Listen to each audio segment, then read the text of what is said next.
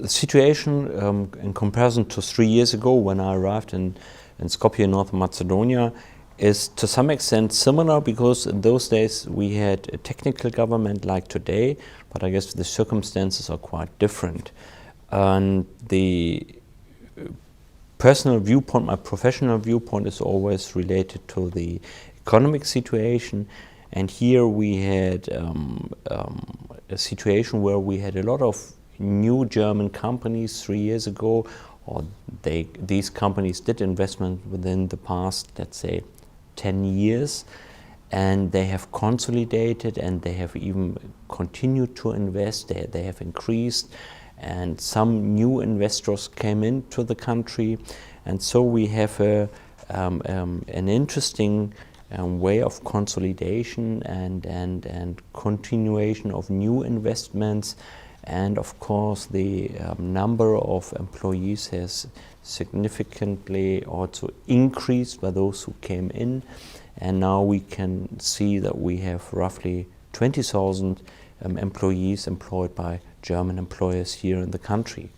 And of course the focus of those who came in first was on more labor-intensive production, and this is now a way that it caused also change of the labor market here in North Macedonia.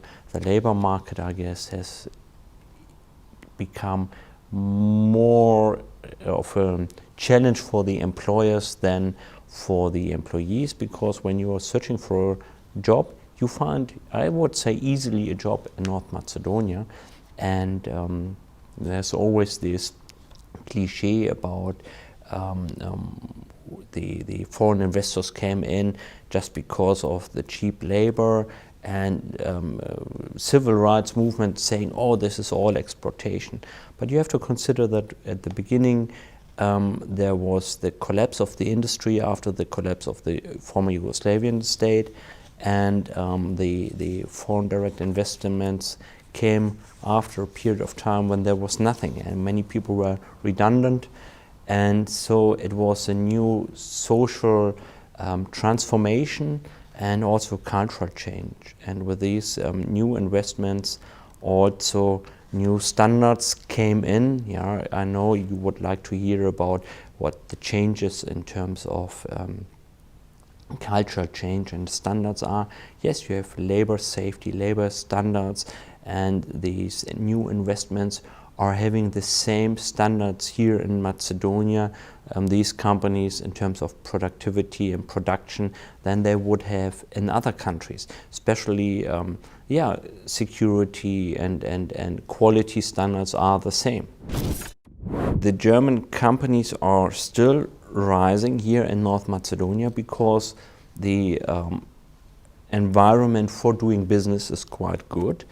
And we always have some challenges. As I just said, the labor market is becoming more a challenge for companies, and so we are concerned about the availability and employability, and that made a lot of investors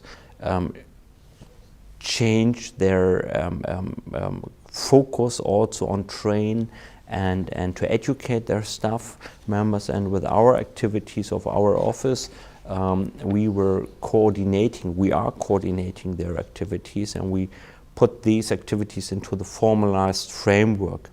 And we have companies like Drechselmeier or EVN who were already doing vocational training on their own before. And EVN had an agreement also with the Ministry of Labor, which worked out very well. And now we have moved in and said, okay, we want to do a 4-year training, dual vocational training, and this is a public-private partnership between the government, the schools, and the private sector. And we do train machinisten and mechatronics, so these are highly specialized professions. And this is done during high school time, so 50% of the time at high school is undertaken within the companies, and they have specialized trainers there. And so the companies are taking care about these young professionals, and this enables them for a future professional career in industry, in terms of they will be entitled or for doing jobs as a mechatronic technician, and so they will have a lot of opportunities in their professional life. So that is one of these activities the German companies are doing, and we have more companies coming in, and they are of course taking it as a corporate social responsibility to invest into their labor. In general, I think education is always good. Lifetime learning, that's always what we say.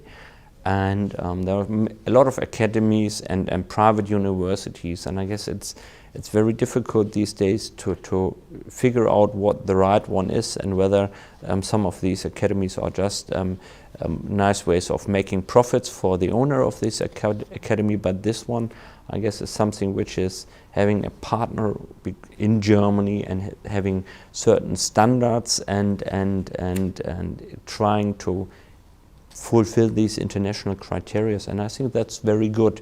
Yeah, so the academic or lifetime learning, further education, topping up or complementing academic learning, it's a fine idea. It's a good idea, and so it's good to build up capacity.